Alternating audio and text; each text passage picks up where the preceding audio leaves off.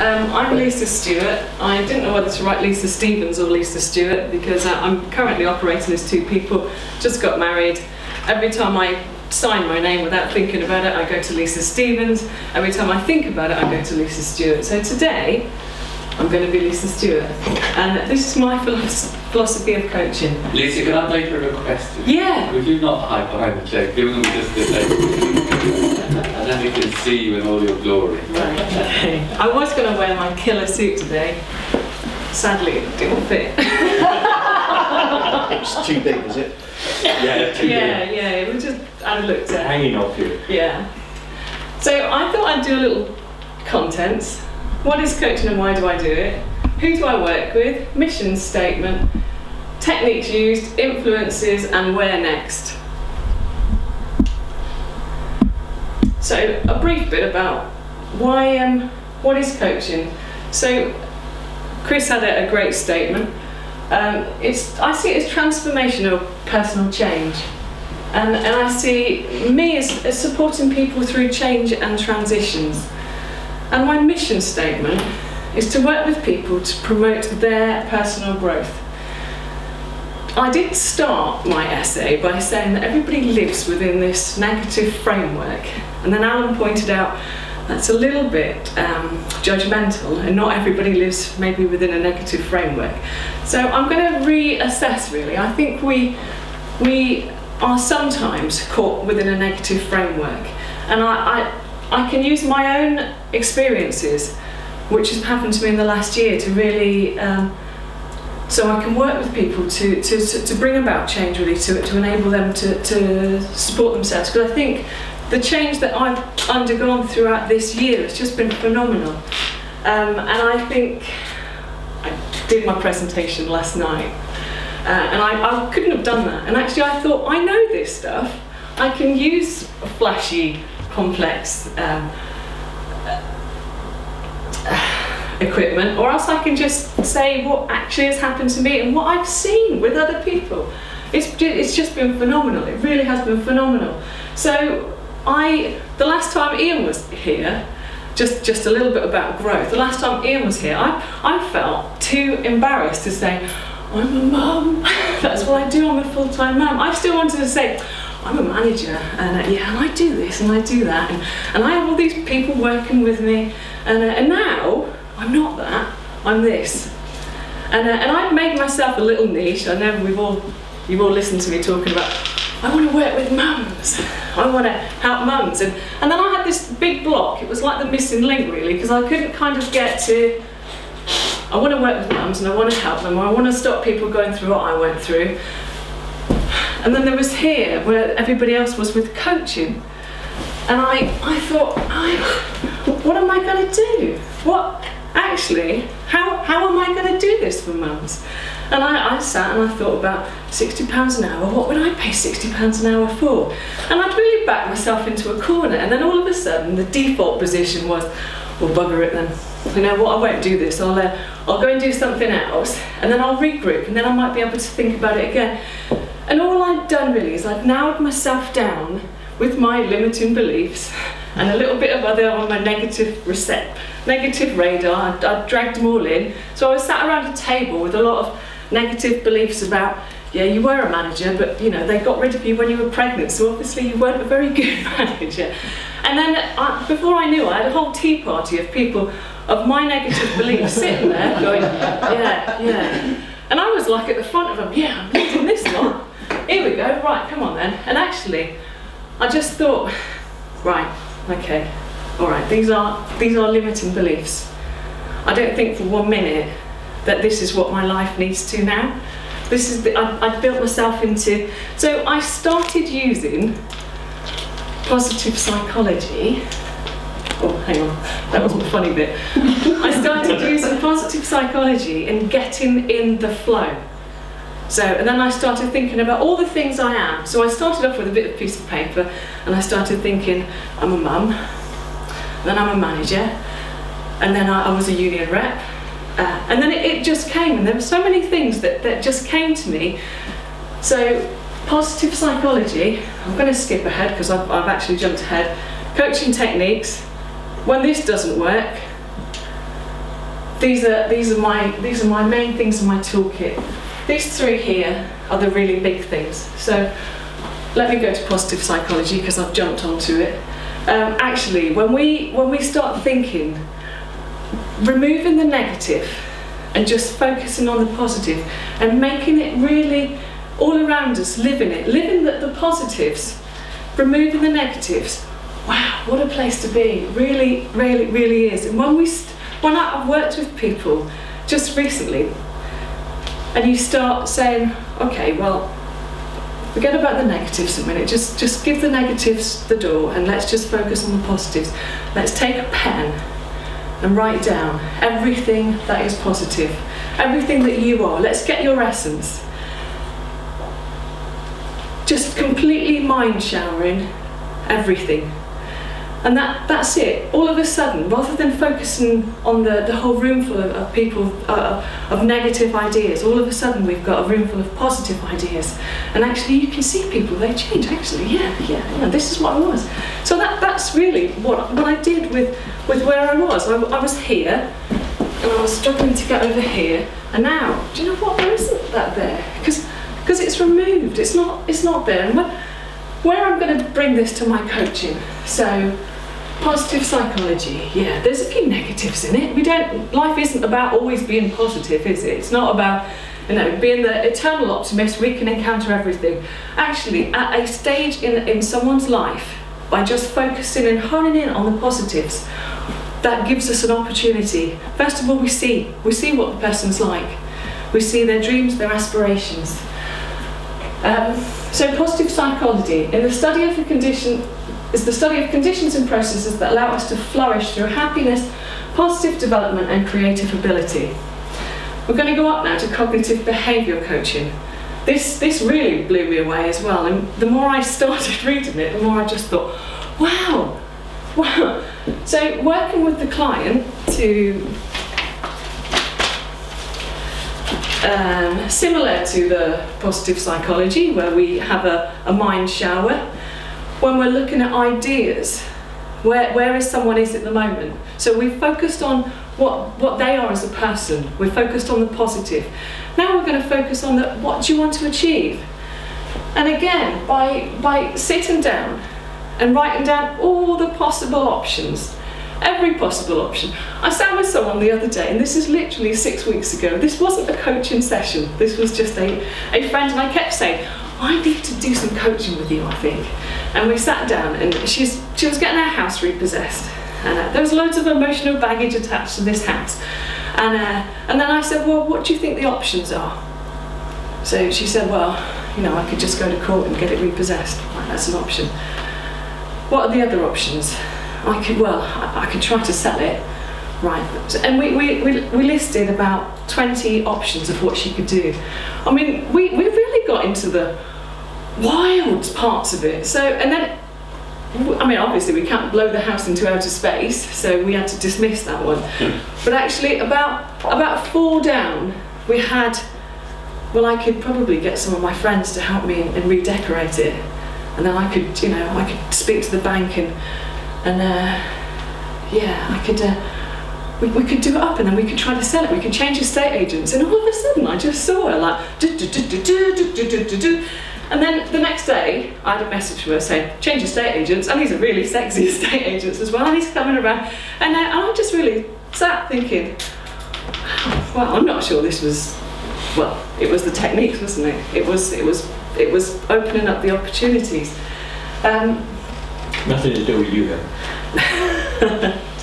Just write that down. Yeah, I think it's getting it out. But this is powerful. Actually, Alan, nothing to do with me. These techniques blow me away. And this is I know I'm a fledgling at the moment, this is the very start of it, but they are so powerful. And you just see it, and I still think, oh no, that couldn't have been me. That's an area of growth.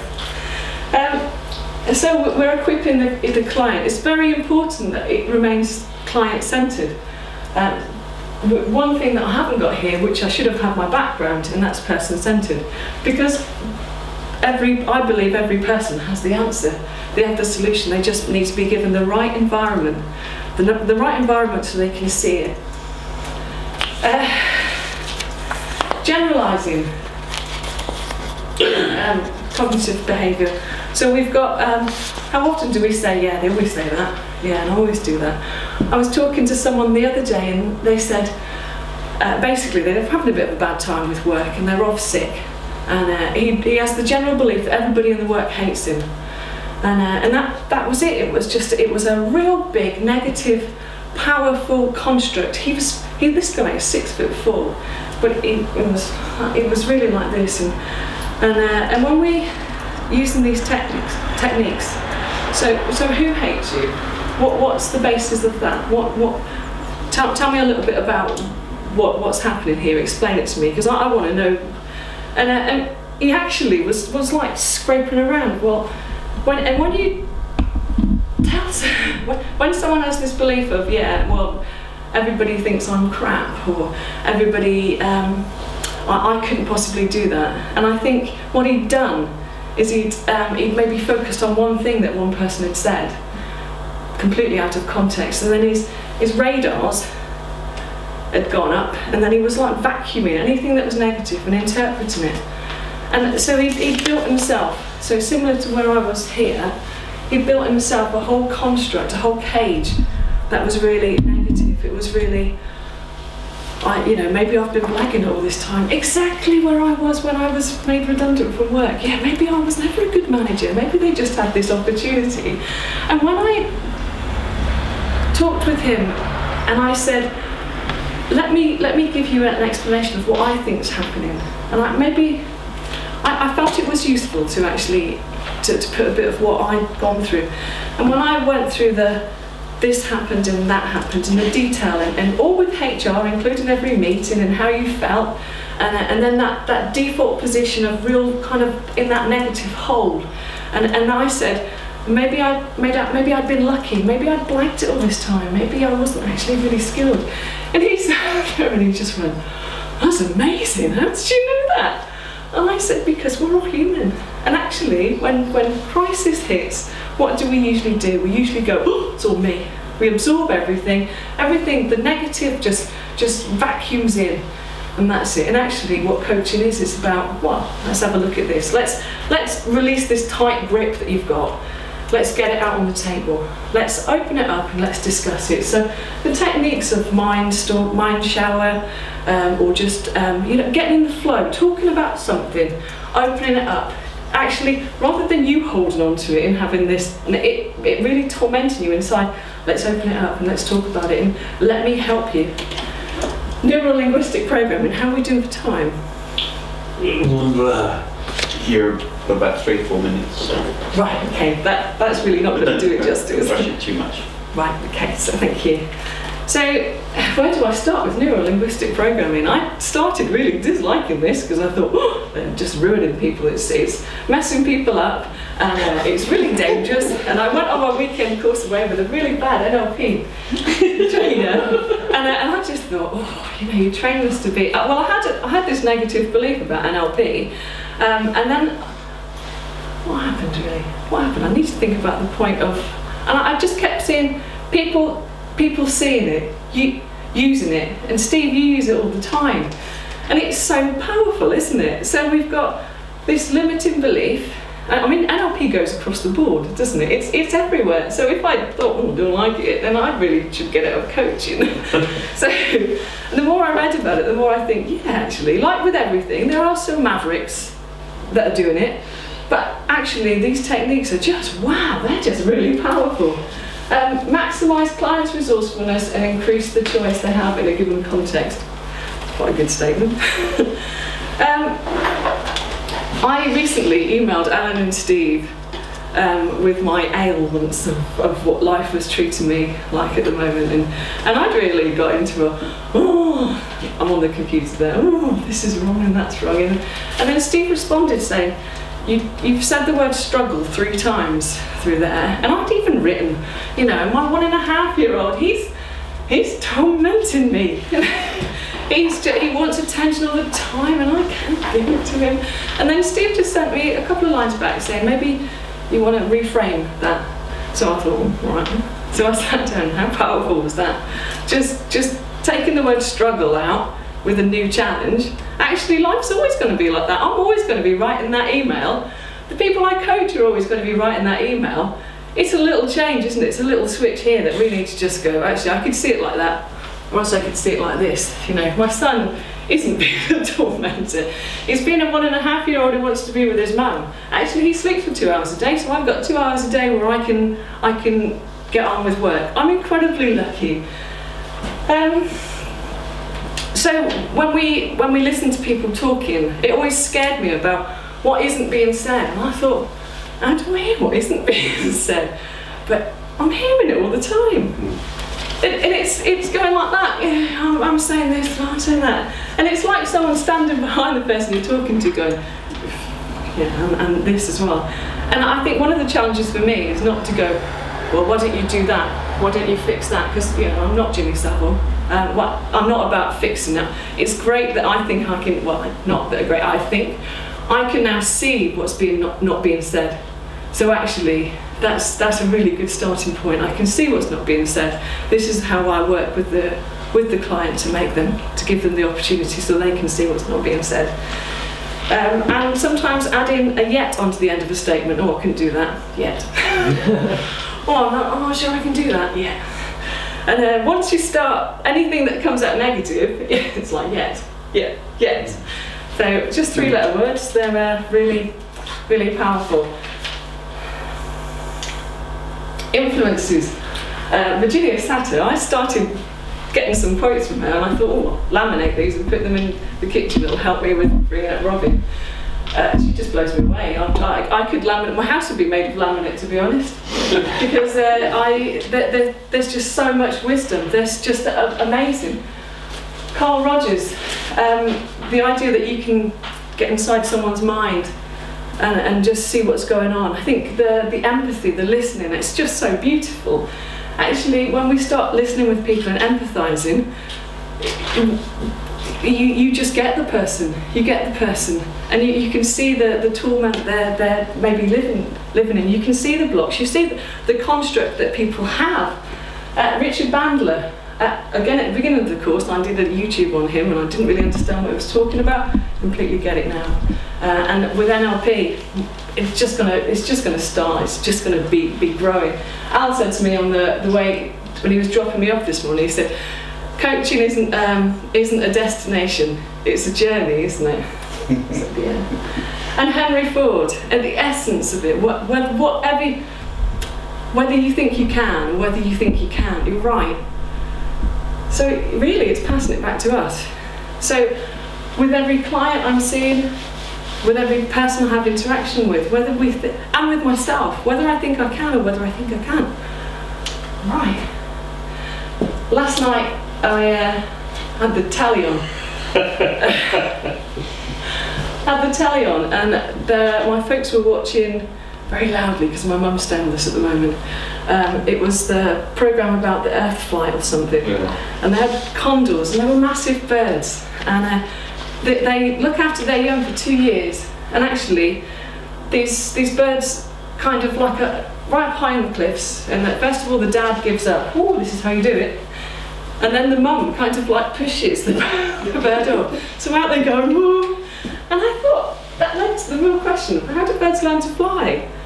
They have to at some point take that step, and they don't have TV or a manual, do they? They might be able to watch their parent doing it, but so they have to.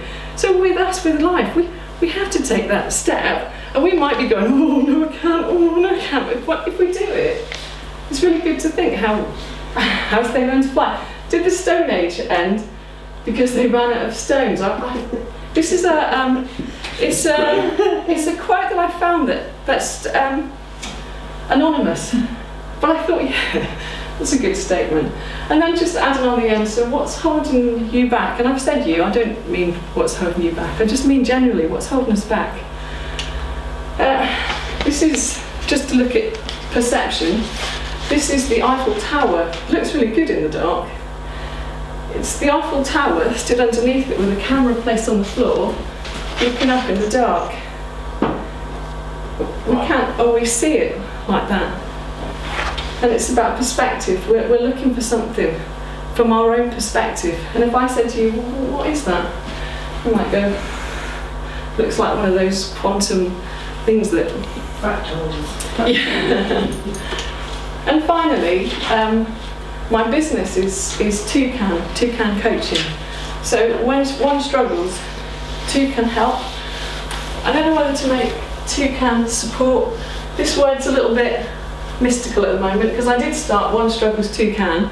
That doesn't really make sense. So my overall aim in coaching is to walk with people. So when we're on our own, sometimes we'll really struggle.